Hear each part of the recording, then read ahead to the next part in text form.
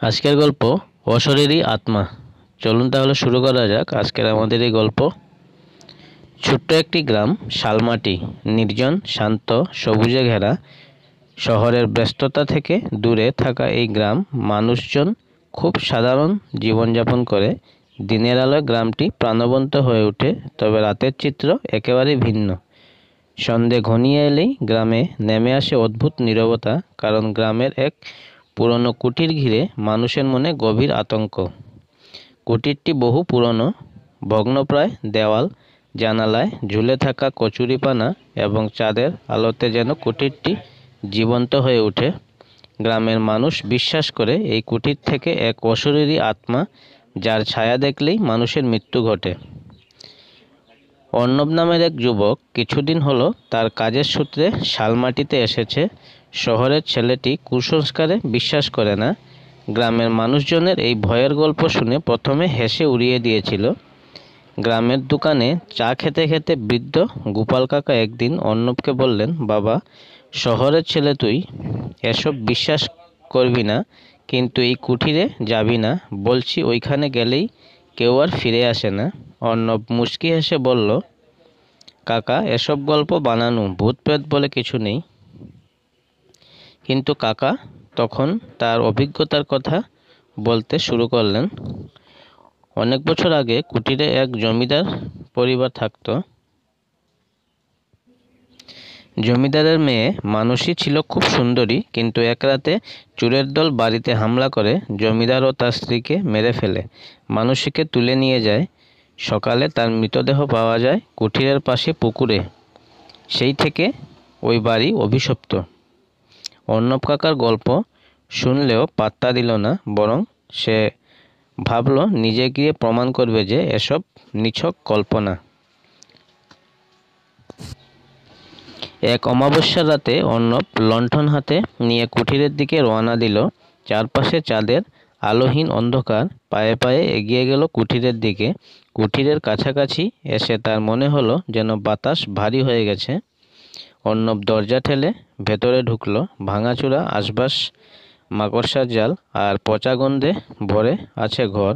হঠাৎ করেই একটা ঠান্ডা হাওয়া বইতে শুরু করলো, আর সঙ্গে ভেসে এলো এক মেয়ের মৃদু কান্নার আওয়াজ।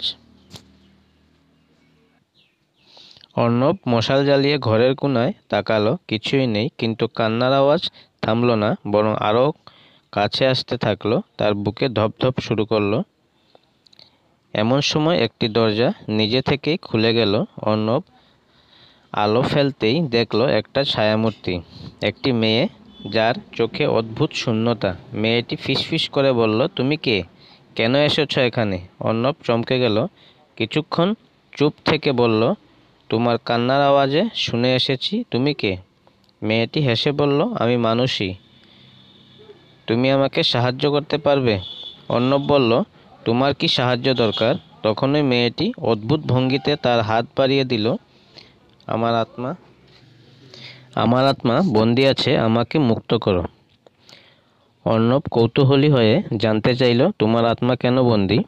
মানসী বলল, আমার বাবা অনেক অত্যাচার করত, গরিবের জমি কেড়ে নিত। একদিন যারা ক্ষতি করেছে তাদের অভিশাপে আমরা সবাই ধ্বংস হয়ে গেছি।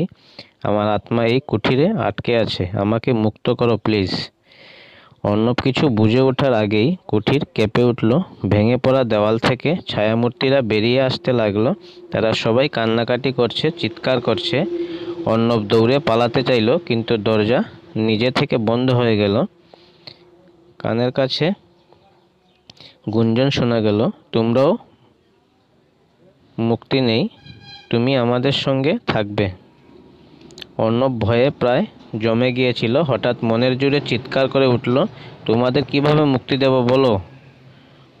তখনই কণ্ঠস্বর নরম হয়ে গেল, আমাদের অভিশাপ মুক্ত করতে হলে জমিদারের লুকোনো ধনভাণ্ডার গরিবদের মাঝে বিতরণ করতে হবে, তা না হলে কেউ মুক্তি পাবে না। অর্ণব ভয়ে হলেও তাদের কথা মনে নিল। পরদিন সকালে গ্রামের বড়দের ডেকে সব জানালো। কুঠিরের নিচে গুপ্তধনের সন্ধান পাওয়া গেল। ধন গরিবদের মাঝে বিতরণ করার পর থেকে কুঠিরের অভিশাপ কেটে গেল। আর কখনো কুঠিরে অশরীরীর উপস্থিতি টের পাওয়া যায়নি। অর্ণব বুঝতে পারল অতীতের পাপমোচন ছাড়া মুক্তি সম্ভব নয়।